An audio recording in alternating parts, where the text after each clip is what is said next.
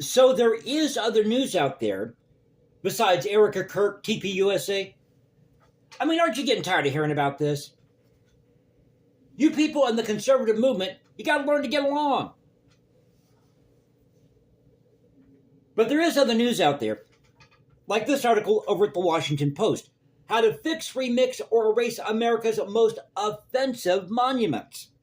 As toppled statues are being remounted, an art critic and an illustrator examine and edit three controversial memorials.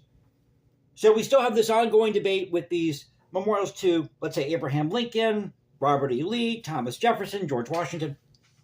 Should they stay up? Should they come down? Now, here's my belief on this. If people in a city or town want to vote on removing a statue, have a vote on it. I don't have a problem with that because that's the democratic process. You voted to have that statue or memorial removed. But taking the statues down in the middle of the night without anybody voting on it? But I got a question here. Who are these people here to determine what's offensive and what's not? I mean, if you really believe in the free flow of the free exchange of ideas, then you would welcome all opinions, no matter how offensive those opinions are. Amazing, just amazing. So for the sake of time, and because you have to subscribe to read the full article, I'm just going to read an excerpt of this, again, at the Washington Post. But I did mention it's story by Philip Kennicott, illustrations by David Mahoney. Now, of course, I'm not going to show you the illustrations here. And if you're new to the channel, you're not going to find any fancy graphics, nothing like that. So what you see is what you get. We talk about the news of the day, try to preserve great art, music, history, and culture. You might get a tinge of politics. I would definitely talk about censorship. So yes, there is more news out there besides what's happening with TPUSA. And I'd like to remind people that Hitler, Stalin, Mao, Castro, they all believed in social justice. Oh yes, they did. They believed in social justice. They took down statues, they burned books, all in order to purge and cleanse their society of the undesirables. Social justice. So it starts out here. In 1876, Frederick Douglass addressed a crowd of some 25,000 people. And pardon me if I sound a little under the weather here. I'm suffering from that winter cough that's going around. Oh, it's terrible. But it says here, in 1876, Frederick Douglass addressed a crowd of some 25,000 people gathered to dedicate a new monument to Abraham Lincoln. The Emancipation Memorial statue, a life-size bronze, also known as the Emancipation Group or Freedmen's Memorial, in what is now Lincoln Park in the Capitol Hill neighborhood of Washington, D.C. Just curious, what's the crime rate in Lincoln Park now? Which depicts the 16th president standing above a nearly naked kneeling man. How dare you?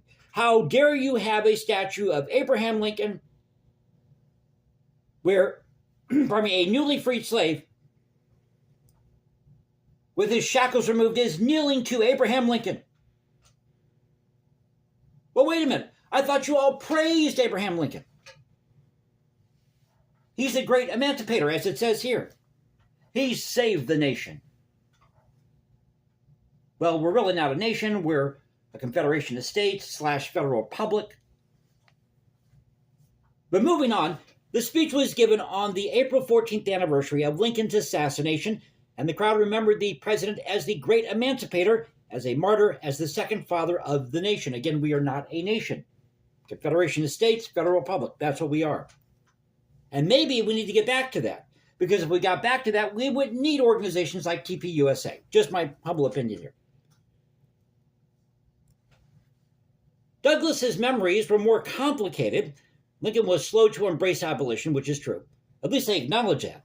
And Douglas resented what he felt was Lincoln's view that African Americans were responsible for the war. So yes, it's true. Abraham Lincoln was not the best at race relations. He was, well, somewhat racist, as were a lot of people in the 19th century. Actually, it really didn't have to do with race as much as it did with class.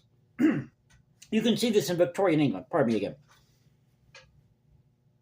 Because you had a certain class structure in the 19th century. You had people working in workhouses. I mean, that's where you ended up if you were hard on your luck. I mean, when you hit rock bottom and you were in England, Victorian England, you ended up in a workhouse, eating gruel, splitting rocks all day long. That's what you did. So those people who are in workhouses were treated the same or seen the same as former slaves or slaves. They saw the Irish the same way. Indentured servants, the Italians, even some Germans, Chinese. Because at the time, it was a totally different class structure. So it was more based on class rather than quote-unquote race. To them, race meant something different. But they didn't see, in other words, they didn't see that culture as equal to the white man's culture. Or they didn't see these poor people equal to people in the upper classes.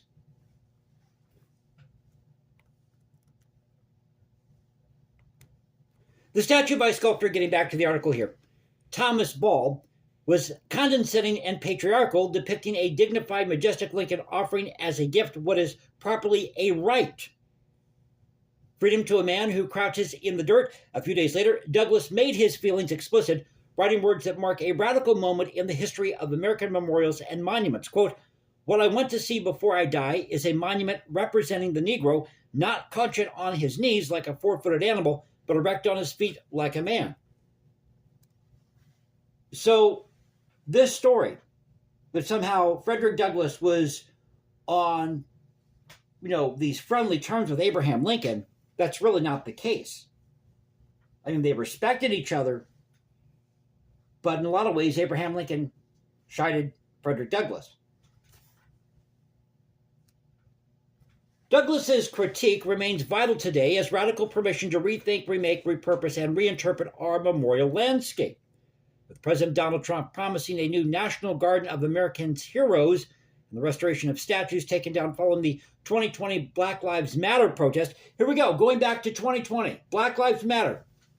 George Floyd. It's all about George Floyd, even though the Confederacy and even Abraham Lincoln or George Washington, Thomas Jefferson had nothing to do with George Floyd. And the George Floyd incident didn't happen in the South. It happened in the Midwest. It happened in Minneapolis. Pardon me again. We are on the cusp of a new age of memorialization that may return to old tropes of power like some of those repurposed by Ball. Well, maybe we should just leave these statues up and let people debate whether or not they want to keep these statues up. Let them vote on it. Art and architecture critic Philip Kennicott and illustrator David Mahoney have followed Douglass's lead with an in-depth look at 3 deeply problematic American statues. These statues are problematic, according to these two. Who made them? Judge, jury, and executioner here. That's what I'd like to know. Considering proposals to rethink, if not outright eliminate them. Again, Castro, Hitler, Stalin, Mao. Taking down statues, burning books, to cleanse their society of all the offenses, all the unwanteds, the undesirables. They explore how artists have used Douglass's speech to recast Ball's Emancipation Memorial. They deconstruct a disturbing allegory of Africa by one of America's greatest artists of the past century. And finally, they burnish off the myths and falsehoods from a sculptor, that memorializes, doing this in one take again, something that should have never happened. The decimation of a landscape and its disposition from those who lived there long before Lincoln. Are we talking about Native Americans? Are we talking about tribal Africa?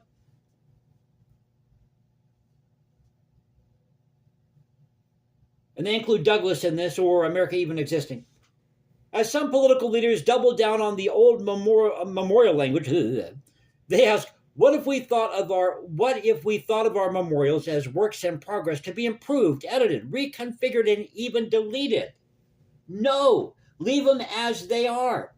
Either as, and a shout out again to Brian McClanahan and his channel, either that all stays up or it all comes down.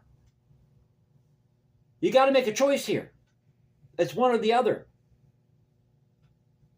Why not just vote on this? But who are they? Who are these people? This artist and this illustrator. Who are they to determine what stays up and what stays down? They don't hold any political office. You don't work for them. But you see, they have self-appointed themselves as the arbitrators of what should stay up and what should come down.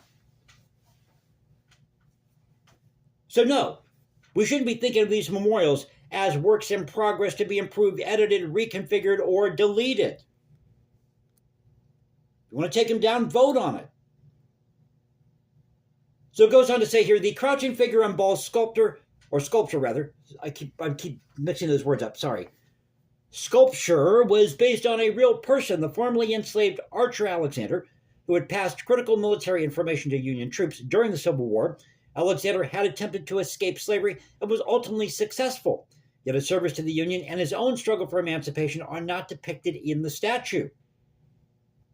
Because this isn't a statue about Archer Alexander. It's about a tribute to Abraham Lincoln. And these are the people who are going to determine whether or not these statues stay up or come down? Seriously? Goes on to say here, in 1916, art critic and civil rights activist Freeman H.M. Murray wrote that the relation between Lincoln and the enslaved man reminded him, of Jesus and Mary Magdalene, one of sin and absolution, and that an iron ball and shackles were emblems more of criminality than slavery. Well, did you know that one of the things that England did during the colonial period, and even after the colonial period, was that they would send their criminals or hardened criminals to the South, and in response, Benjamin Franklin sent them segments of snakes. He'd make up these like wooden snakes or parts of wooden snakes, and he'd mail them to England. He said, hey, if they're going to give us some snakes, we'll give them some snakes. Yeah, that was going on in the South. They were sending their hardened criminals to the South, and the South couldn't do anything about it.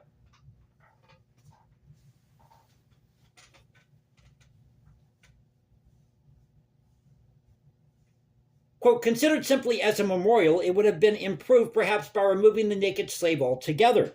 Other details suggest the large historic purposes of the statue, which wasn't just to honor Lincoln, but also to serve as a sign of reunification. Well, that's really what these memorials have been about. Reconciliation, reunification. Making up for past sins. That's what this has been about. So one last paragraph here. As I said, I can't read the full article to you. The bundled sticks along the edges of the pedestal on which Lincoln's right hand is resting are known as fasces, later a symbol of fascism. Here they symbolize the strength of many small elements when joined, a reference to the hope of national unity during Reconstruction. But Lincoln and Alexander, white liberator and black slave, don't meet each other's gaze, nor touch. The hope of unity doesn't even seem to include Alexander at all. Well, because Mr. Kennicott, David Kennicott, at the time, they were still trying to hash out how they were going to free these slaves through gradual emancipation. And this was a statue dedicated to Abraham Lincoln, the great emancipator, who you people praise, as though he is the Savior, as though he is equivalent to Jesus Christ. He saved the nation. You know, dirty little secret here is, whether or not the South seceded, the United States would have still existed. It just would have had fewer states. But I thought this article funny. Thought I'd share it with you. Pardon me again. Because we have people out there who are self-appointed now, who think it's their job to determine what stays up and what doesn't stay up. And they don't realize that by doing that, they are no better than Hitler, Stalin, Mao, Castro, you name it. So I hope you enjoyed the video. Thank you for letting me stumble my way through this. Again, I'm suffering through this winter cough, so thank you for bearing with me, as I said. But you can follow me at Jason197711 on Instagram. Find me at Substack. Go to Culture Confederacy at CultureConfed1 on X. This is the Culture Confederacy saying peace out. Stay safe, everybody. God bless. Keep up the culture, and I'll catch you next time. Take care.